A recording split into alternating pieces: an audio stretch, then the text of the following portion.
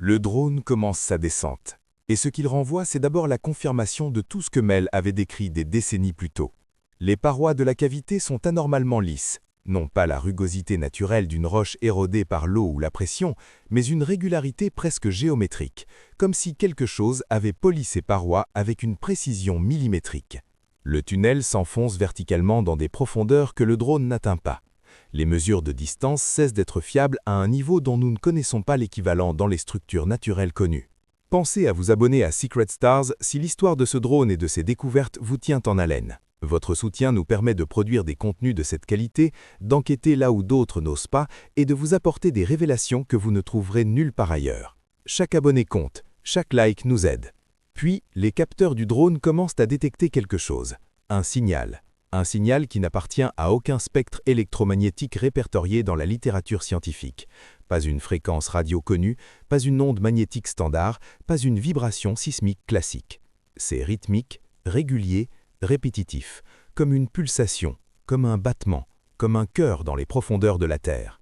Et cette pulsation s'intensifie à mesure que le drone descend, comme si la source s'approchait, ou comme si le drone entrait dans son champ d'influence. Les techniciens qui surveillent les données en temps réel échangent des regards. Les ingénieurs relèvent les anomalies sur leurs écrans. Et puis, sans préambule, sans signal d'alarme, sans erreur de système reporté, la transmission s'arrête. Pas de statique de déconnexion progressive, pas de bruit de crash, juste le silence.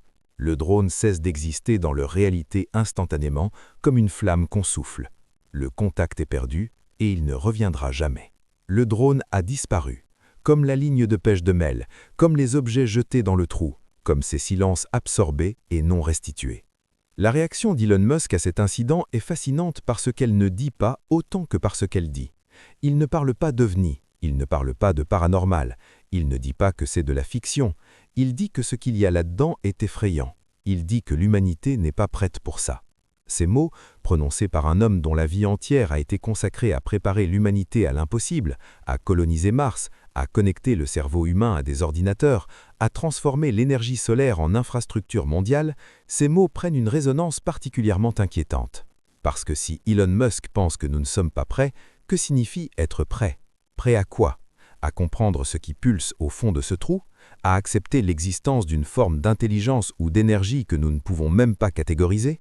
À intégrer dans notre compréhension du monde la possibilité que sous nos pieds se trouvent des entités, des technologies ou des dimensions qui existent depuis bien plus longtemps que l'humanité elle-même?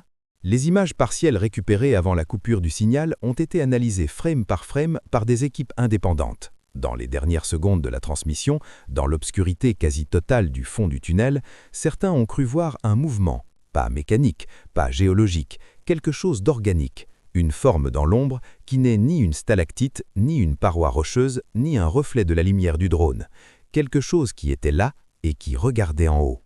La question que cette affaire pose en fin de compte n'est pas géologique, ni même technologique, elle est existentielle.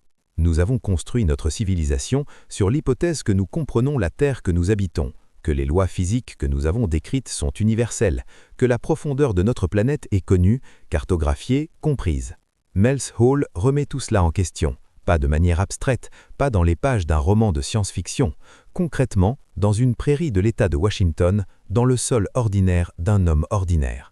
Si un seul trou peut défier toutes les lois connues, si un seul endroit sur Terre peut faire fuir les animaux, avaler les drones, faire trembler les hommes en noir et pousser Elon Musk à prononcer des avertissements cryptiques, alors la question qui se pose est simple et vertigineuse. Combien d'autres secrets la Terre garde-t-elle encore ? Combien de trous, de caves, de profondeurs, de gouffres d'espace souterrains sont en ce moment même surveillés, gardés, effacés des cartes et retirés de la mémoire collective parce que ceux qui les connaissent ont décidé que le reste du monde ne devait pas savoir. Le trou de Mel ne demande pas à être exploré, il demande à être compris. Et peut-être que la raison pour laquelle aucun gouvernement, aucune institution scientifique officielle, aucune organisation internationale n'a jamais reconnu son existence est précisément celle que Musk a suggérée dans ces quelques mots glacés. Pas parce que c'est faux, mais parce que c'est vrai, et parce que la vérité dans ce cas précis est quelque chose que l'humanité n'est peut-être pas encore équipée pour porter. Cette histoire ne se termine pas, elle continue. Les gardes sont peut-être encore là. Le trou est peut-être encore ouvert, et quelque chose à des profondeurs que nous ne pouvons pas mesurer continue peut-être à pulser, à attendre, à exister dans une réalité parallèle à la nôtre, séparée de nous par quelques mètres de sol et des décennies de mensonges institutionnels. Abonnez-vous à Secret Stars dès maintenant parce que votre soutien est ce qui nous permet de continuer à vous raconter ces histoires. Il y a encore tant de mystères à déterrer, tant d'affaires étouffées à révéler, tant de vérités dissimulées à ramener à la lumière. Activez la cloche, partagez cette vidéo avec quelqu'un qui ose encore poser des questions et laissez-nous un commentaire pour nous dire ce que vous pensez de tout cela. Pensez-vous que le trou de Mel existe réellement? Pensez-vous que de telles vérités bouleversantes méritent d'être cachées pour notre bien? Ou croyez-vous comme nous que la connaissance, même terrifiante, est toujours préférable à l'ignorance confortable? Jusqu'à notre prochain plongeon dans les secrets que le monde préférerait garder enfouis, restez éveillés, restez curieux et surtout, continuez à poser les questions que personne ne veut entendre. Après le départ forcé de Mel, le terrain se transforme en zone interdite. Des gardes armés s'installent sur le périmètre. L'accès est bloqué pour les civils, les journalistes, les curieux. Les habitants de la région parlent de camions militaires circulant la nuit, de lumières étranges jaillissant du sol à des heures improbables, de grondements souterrains qui font vibrer les vitres des maisons à plusieurs kilomètres à la ronde. Et puis cette histoire qui s'est répandue comme une traînée de poudre, une colonne noire, massive, compacte, s'élevant verticalement depuis l'emplacement du trou, montant dans le ciel nocturne comme une déchirure dans la réalité, avant de disparaître aussi soudainement qu'elle était apparue. Mais avant que les hommes du gouvernement ne débarquent, avant que Mel ne découvre son trou, il y avait déjà des histoires bien plus anciennes. Les tribus natives américaines qui vivaient dans la région depuis des générations connaissaient cet endroit. Pas par son nom, pas comme un trou dans le sol, mais comme un lieu sacré et redouté, un passage entre les mondes, un endroit où les lois du vivant et du mort se brouillent, où les esprits s'attardent et où les vivants n'ont pas leur place. Les anciens transmettaient cet avertissement de génération en génération, ne jamais s'approcher de l'endroit où la terre avale sans rendre.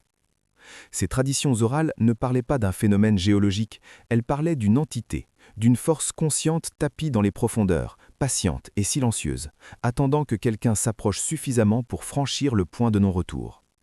Les descriptions des ombres se déplaçant à contre-courant de la lumière, des sons montant des profondeurs comme des voix dans une langue inconnue, de la présence d'un regard invisible mais palpable, tout cela concordait étrangement avec les témoignages modernes recueillis autour du trou de Mel.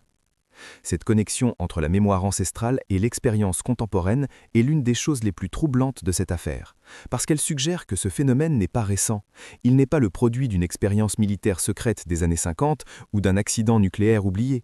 Il est là depuis des temps immémoriaux, depuis avant que les Européens ne foulent ce continent, depuis avant que les routes et les villes ne couvrent cette terre. Le trou existait, il attendait, et il attend peut-être encore. Puis arrivent les histoires de substances que personne ne peut identifier. Des blocs d'une matière translucide, froide au toucher, ressemblant à de la glace ordinaire, retrouvés autour des abords du trou. Sauf que cette glace ne fond pas à la chaleur du soleil, pas avec un chalumeau, pas même sous la flamme d'un chalumeau de soudeur industriel réglé à pleine puissance. Un riverain qui tente l'expérience voit la table métallique sous la glace rougir, plier et se liquéfier, pendant que le bloc de glace reste intact, froid, indifférent. Ce n'est pas de la glace, personne ne sait ce que c'est. Et quelques jours après cette expérience, la maison de cet homme brûle jusqu'aux fondations. Cause indéterminée.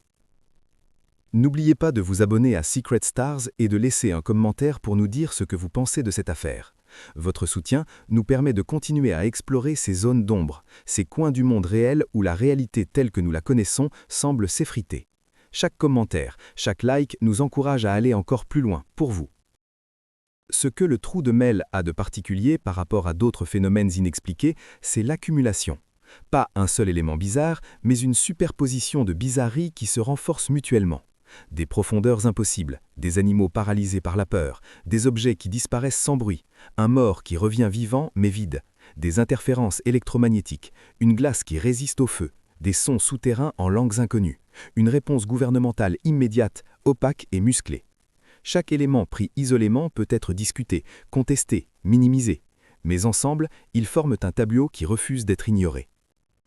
Et si le trou de Mel n'était pas seul? Parce que dans les années qui ont suivi la diffusion de l'émission de radio et la mise sous tutelle gouvernementale du terrain, d'autres témoignages ont commencé à émerger. Un homme, dont le nom reste inconnu, signale l'existence d'un trou similaire en plein désert du Nevada. Même absence de fond mesurable, même silence avalant les objets jetés dedans, même réaction de fuite chez les animaux. Mais avec une différence notable. Des objets jetés dans le trou du Nevada en ressortent parfois, transformés. Leurs bords, autrefois rugueux, ont été scellés comme polis par une machine. Des formes abîmées se trouvent réparées, restituées, améliorées. Comme si quelque chose au fond du trou travaillait, réparait, transformait, renvoyait. Cet homme du Nevada disparaît peu après avoir commencé à parler.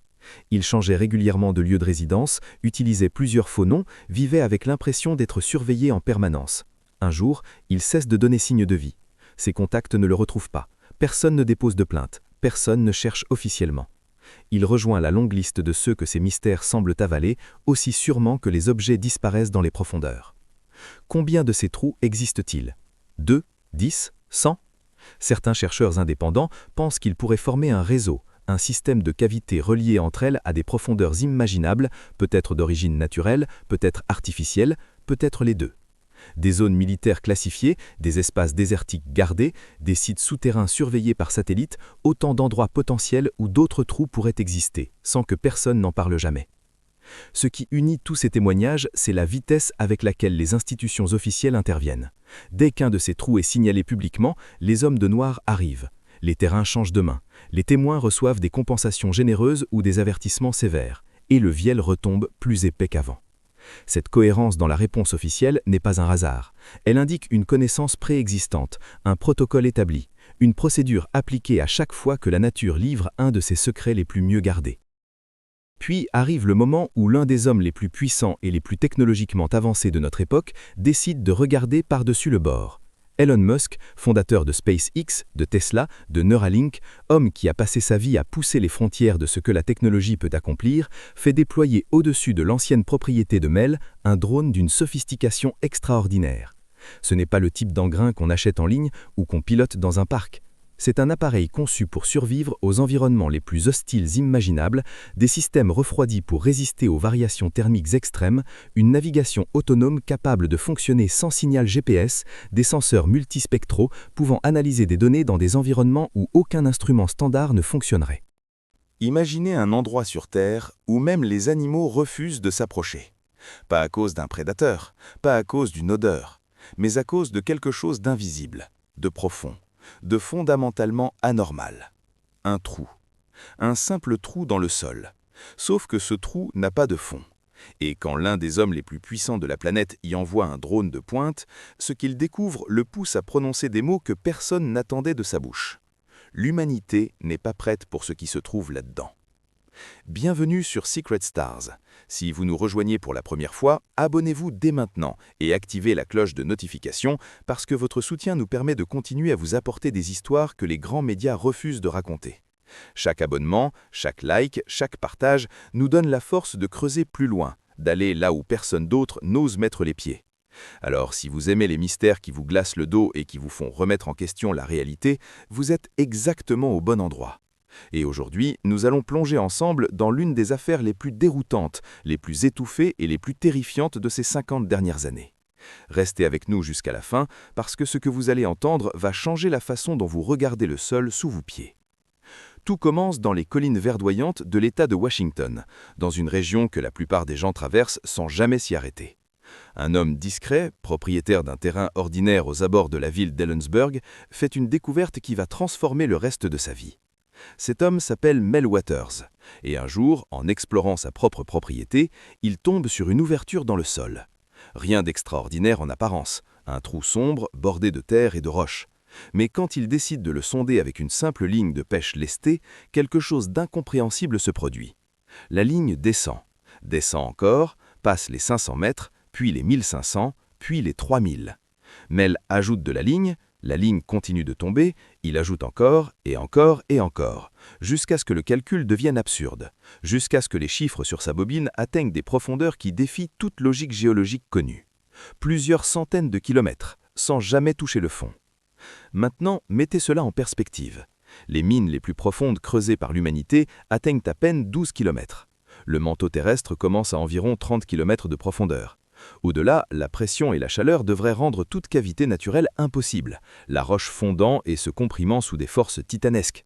Pourtant, ce trou tient. Il s'ouvre sur quelque chose que la physique ne peut pas expliquer. Et Mel Waters, homme simple, sans formation scientifique particulière, comprend qu'il vient de mettre le doigt sur quelque chose que le monde n'est peut-être pas censé connaître.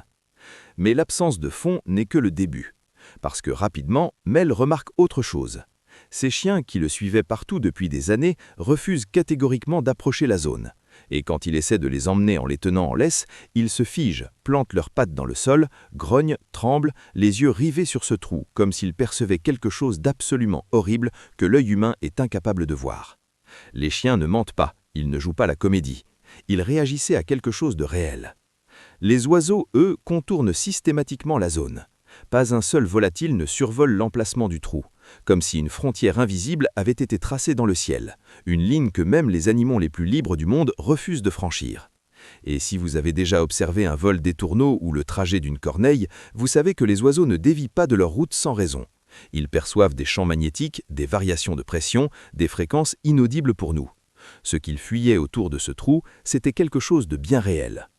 Abonnez-vous à Secret Stars si ce n'est pas encore fait, parce que chaque fois que vous nous soutenez, vous permettez à notre équipe de poursuivre ses investigations, de vous apporter des éléments que d'autres chaînes ne peuvent pas ou ne veulent pas partager. Cliquez sur la petite cloche, rejoignez notre communauté et continuons ensemble cette plongée dans l'inconnu. Mel commence à tester le trou d'une autre façon. Il y jette des objets, des vieux meubles, des déchets encombrants, des carcasses d'animaux morts. Et là, quelque chose d'encore plus troublant se produit. Ou plutôt, rien ne se produit. Absolument rien. Pas de bruit d'impact, pas d'écho, pas de splash, pas de claquement, pas de résonance. Les objets tombent et disparaissent dans un silence absolu, absurde, comme si le trou ne les absorbait pas, mais les effaçait. Puis vient l'histoire qui va transformer la légende locale en quelque chose de beaucoup plus sombre. Un voisin de Mel a un chien qui meurt. Comme n'importe quel propriétaire confronté à ce moment douloureux, il cherche un endroit pour disposer du corps de l'animal. Il le roule dans une couverture et le jette dans le trou de Mel. Fin de l'histoire, pense-t-il. Sauf que plusieurs jours plus tard, le chien réapparaît, vivant, debout devant sa maison de son propriétaire. Mais différent, pas joyeux, pas affectueux, pas curieux comme avant. Les yeux vides, sans réaction aux stimuli habituels. Comme une coquille, une enveloppe physique sans l'âme qui la remplissait autrefois. Ce chien qui était mort et qui marchait de nouveau ne semblait plus appartenir à ce monde. Cette histoire, relayée d'abord à voix basse entre voisins, franchit un cap décisif en 1997 lorsque Mel Waters prend la parole en direct à la radio, lors de l'émission Coast to Coast AM, l'une des émissions américaines spécialisées dans le paranormal et les mystères inexpliqués. Sa voix est tremblante, ses mots mesurés, son témoignage troublant de sincérité. Il ne cherche pas la célébrité, il cherche des réponses. Et en quelques heures, sa description du trou sans fond, des animaux qui refusent d'approcher, des objets qui disparaissent sans silence, déclenche une vague de réactions à travers tout le pays. Ce qui suit, c'est l'entrée en scène de ceux qui, visiblement, attendaient que quelqu'un parle pour agir. Parce que très vite, après cette émission de radio, des choses commencent à changer autour de la propriété de Mel. Des voitures inconnues stationnent au bout de sa route, des hommes qu'il ne reconnaît pas arpentent les alentours de son terrain. Des hélicoptères sans marquage effectuent des passages lents et répétés au-dessus de sa maison. Et un matin, Mel rentre chez lui pour trouver des hommes l'attendant devant sa porte, habillés sobrement, sans badge, sans uniforme identifiable, mais armés, et en possession d'un document légal stipulant que son terrain est désormais propriété du gouvernement fédéral américain. Mel tente de s'y opposer. Il n'a rien fait d'illégal, c'est sa terre. Mais l'un des hommes lui glisse quelques mots à l'oreille. Des mots doux, mais sans équivoque. Si vous tenez à votre famille et à votre propre sécurité, vous oublierez tout ce que vous avez vu. Ce n'est pas une suggestion, c'est un avertissement. Mel pack ses affaires, il quitte. Quelques semaines plus tard, il reçoit un chèque d'une somme qui dépasse largement la valeur marchande de son terrain, accompagné d'une couverture médicale complète, sans condition, sans question. Le prix du silence, la récompense pour avoir disparu. Rappelons-nous de nous abonner à Secret Stars, parce que chaque fois que vous nous soutenez, vous permettez à notre équipe de poursuivre ses investigations, de vous apporter des éléments que d'autres chaînes ne peuvent pas ou ne veulent pas partager. Cliquez sur la petite cloche, rejoignez notre communauté et continuons ensemble cette plongée dans l'inconnu.